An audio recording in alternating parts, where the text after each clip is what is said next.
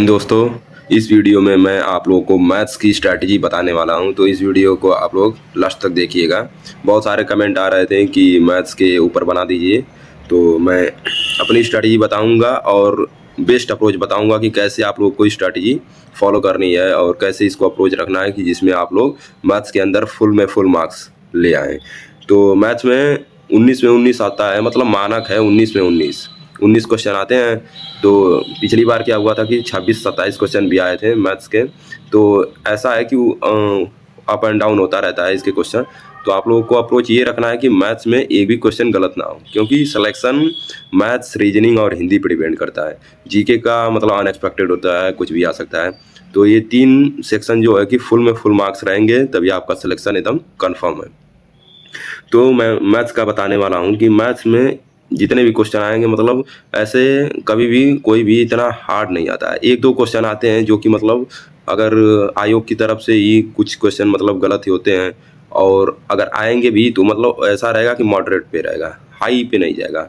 तो बिगिनर और मॉडरेट के लिए मैं बताने वाला हूँ आप लोगों को कि क्या स्ट्रेटजी रखनी है। और इसमें ज़्यादातर अर्थमेटिक आती है, पूरी अर्थमेटिक आएगी, कोई भी एडवांस का चैप्टर नहीं आता है। मेंसुरेशन एक आता है, मेंसुरेशन, तो मेंसुरेशन कवर हो जाएगा इसमें अर्थमेटिक में।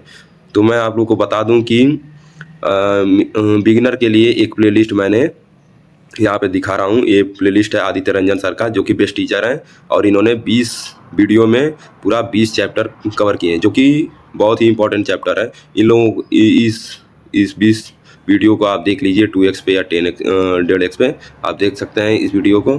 और इससे देख के और इसके प्रॉपर नोट्स बना लीजिए आप लोग, इससे नोट्स बना लीजिए। और प्रैक्टिस सेट के लिए आप घटना चक्र की बुक ले सकते हैं या यूथ कंपटीशन की बुक ले सकते हैं।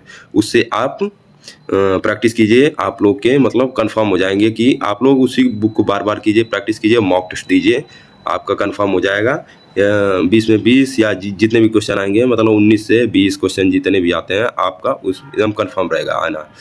और अगर मॉडरेट हैं तो आपको अगर वो वीडियो कंप्लीट करने के बाद आप लोग को अगर ये सेटिस्फेक्शन नहीं आती है कि मतलब थोड़ा सा और रह गया और डीप में थोड़ा जाना है, तो आप लोग गगन सर की ये वीडियो देख सकते हैं। यहाँ पे प्लेलिस्ट मैंने लगा दिया है।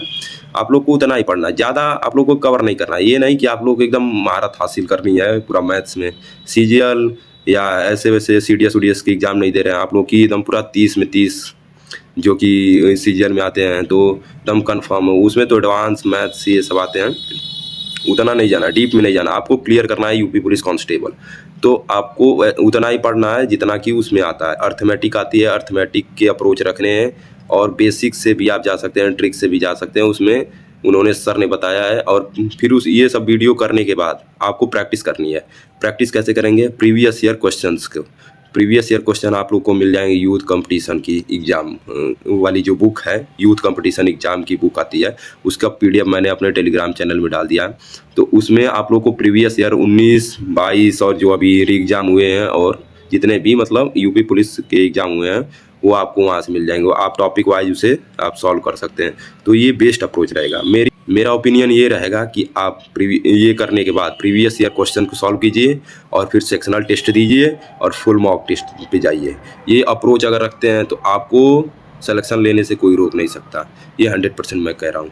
और बोनस टिप ये मैं देना चाहता हूँ, जैसे कि कोई मतलब ये होते हैं कि मीडियम है थोड़ा सा, और 1-2 क्वेश्चन गलत, मतलब कुछ क्वेश्चन गलत होते हैं बार बार, तो वो उन क्वेश्चनों पे अटकना नहीं है। उन क्वेश्चनों को पूरा एकदम पूरा ईगो पे नहीं लेना है। वो क्वेश्चन गलत होते हैं। आपको अगर एग्जाम हॉल में अगर आप बैठ रहे हैं और ऐसा लग रहा है, आप मॉक टेस्ट भी देते होंगे, तो आपको ये मतलब रियलाइज हुआ होगा कि आपको ऐसा लगता है कि ये क्वेश्चन मुझे आ रहा है, लेकिन उस टाइम पे मॉक टेस्ट के टाइम देते टाइम लग नहीं रहा है। तो ऐसा होता है, सभी के साथ होता है। तो ये आता है प्रैक्टिस के साथ साथ। तो बार बार ज़्यादा से ज़्यादा मॉक टेस्ट लगाइए अभी। और आप मतलब बिगिनर के लिए मैं बता रहा हूँ, पहले ये क्लियर कीजिए। बिगिनर और मीडियम मॉडरेट के लिए मैंने बता दिया है कि अगर आप बिगिनर हैं तो आप आदित्य रंजन सर का ये वीडियो वाला प्लेलिस्ट कर सकते हैं। फ्री ऑफ कॉस्ट है, यूट्यूब पे पड़ा हुआ है। मैं कोई कोर्स लेने की बात नहीं कर रहा, क्योंकि मैंने भी ऐसे ही क्लियर किया है, तो कोई पेड कोर्स मैंने नहीं बाई किया किसी टीचर का। और आपको जो चाहिए सब मिल जाता है यूट्यूब पे। और मॉडरेट जो हैं कि उनके कुछ क्वेश्चन गलत होते हैं, तो आप गगन सर का ये प्लेलिस्ट कर सकते हैं। ये क्लियर करने के बाद, ये सब करने के बाद आप प्रॉपर नोट्स बना लीजिए, शॉर्ट नोट्स बनाइए, मतलब ऐसा बनाइए कि एग्जाम टाइम से पहले आप रिवाइज कर सकें, उसे बार बार रिवाइज कर सकें। ऐसा नहीं कि फिर बाद में वीडियो देखने जाएं, तो उसमें टाइम वेस्ट होगा, कोई मतलब रहेगा नहीं, टाइम वेस्ट ही होगा। प्रीवियस ईयर के क्वेश्चन मैं अपने टेलीग्राम चैनल में दे रहा हूँ। प्रीवियस ईयर क्वेश्चंस की जो पीडीएफ है, पूरा फुल पीडीएफ है, तो मैं वो पीडीएफ मैं अपने टेलीग्राम चैनल में दे रहा हूँ, वहाँ से आप कर सकते हैं पूरा, और उसे टॉपिक वाइज करिए। बस यही है, और ज़्यादा से ज़्यादा टेस्ट लगाइए, क्योंकि इम्प्रूवमेंट टेस्ट से ही होगा।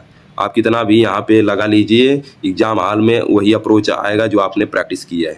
तो ज़्यादा से ज़्यादा प्रैक्टिस, ज़्यादा से ज़्यादा मॉक टेस्ट, बस यही मूल मंत्र है। तो मैथ्स के लिए कुछ नहीं, बस अर्थमेटिक आता है, तो ज़्यादा टेंशन लेने की ज़रूरत नहीं है। और बस वही है कि आप, और कैलकुलेशन, हाँ मेन जो है कि कैलकुलेशन पे डिपेंड करता है। अगर कोई कैलकुलेटिव सवाल आता है जिसमें फंसते हैं लड़के, तो कैलकुलेटिव क्वेश्चन पे ही फंसते हैं। तो कैलकुलेटिव क्वेश्चन के लिए आप डेली स्क्वायर, क्यूब और परसेंटेज और ये CISI की ये सब शॉर्ट नोट्स की मैं एक PDF डाल दूंगा, उसे आप प्रैक्टिस करते रहिए, जिससे मैं प्रैक्टिस करता था, उससे बहुत ही हेल्प होगा आपको।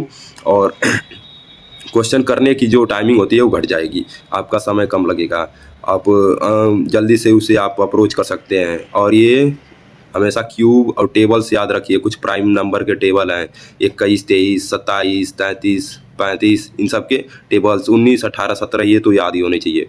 इन सब के टेबल्स याद रखिए, ये सब इम्प्रूवमेंट लाते हैं, ये स्कोर में इम्प्रूव करते हैं। ये सब टेबल्स और स्क्वायर याद रहने चाहिए। 50 तक ही, 30 तक याद कर लेंगे तभी सही रहेगा। 30 तक स्क्वायर याद कर लीजिए, 20 तक क्यूब याद कर लीजिए। ये सब डायरेक्ट क्वेश्चन को अटेम्प्ट करने के बहुत ही अच्छे तरीके हैं।